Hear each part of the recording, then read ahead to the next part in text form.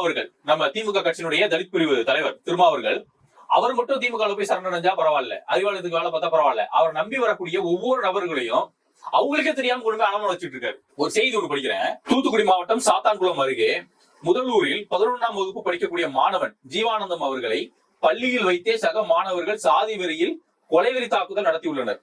இதுவரையில் காவல்துறையினர் முதல் தகவல் அறிக்கை கூட பதிவு செய்யவில்லை, எந்த நடவடிக்கையும் எடுக்கவில்லை. பாதிக்கப்பட்ட மாணவனை காணொலியில் சந்தித்து ஆறுதல் கூறினேன். அரசும் காவல்துறையினரும் உரிய நடவடிக்கை எடுக்க வேண்டும் என கேட்டுக்கொள்கிறேன் அப்படின்னு தொல் திருமாவளவன் அவர்கள் அவருடைய எக்ஸ் வலைதளத்துல பதிவு பண்ண ஒரு செய்தி.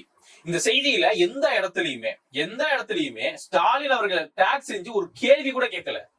என்னங்க அப்படி நடந்திருக்கு, காவல்துறை உங்களோட நேரடி கட்டுப்பாடுல இருக்காங்க, இந்த காவல்துறை இங்கே ஒரு சாதிய கொலைவெறி தாக்குதல் நடந்திருக்கு, இது சம்பந்தப்பட்டு எஃப்ஐஆர் கூட பதிவு பண்ண மாட்டாங்களே, அந்த அளவுக்கு நாங்க கேவலப்பட்ட ஜென்மமா இருக்கிறோமா, எங்களுக்குன்னு கேட்க நாதி இல்லையா, சமூக நீதி பேசக்கூடிய நீங்க இதை பத்தி பேச மாட்டீங்களான்னு ஒரு வார்த்தை கேட்கல.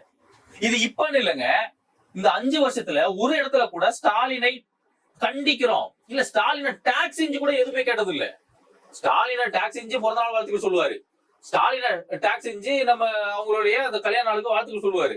ஆனா ஸ்டாலினை டாக்ஸ் செஞ்சு இந்த மாதிரி பட்டியலின மக்கள் பாதிக்கப்படுறாங்க, சாதி ஆணவ படுகொலையும் சாதி வெறி தாக்குதலும் இங்க தொடர்ந்து நடந்துட்டு இருக்கு, இதை பத்தி ஏதாவது ஒரு முடிவெடுங்க அப்படின்னு சொல்லி ஒரு கேள்வி கூட கேட்டது கிடையாது.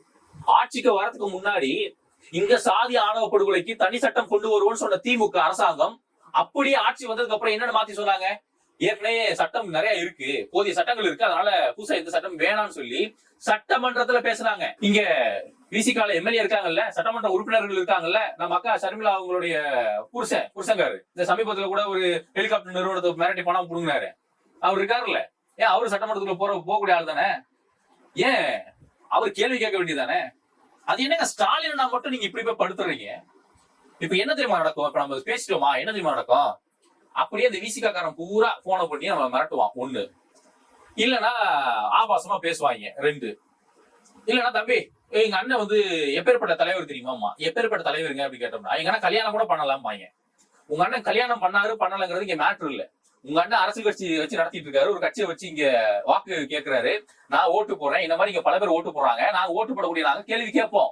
ஏன் திமுக ஆட்சியில ஊழலே நடக்கலையா, திமுக ஆட்சியில சாதிக்கு எதிரான வன்முறை நடக்கலையா, திமுக ஆட்சியில இங்க போதைப் பொருள் புழக்கத்துல இல்லையா,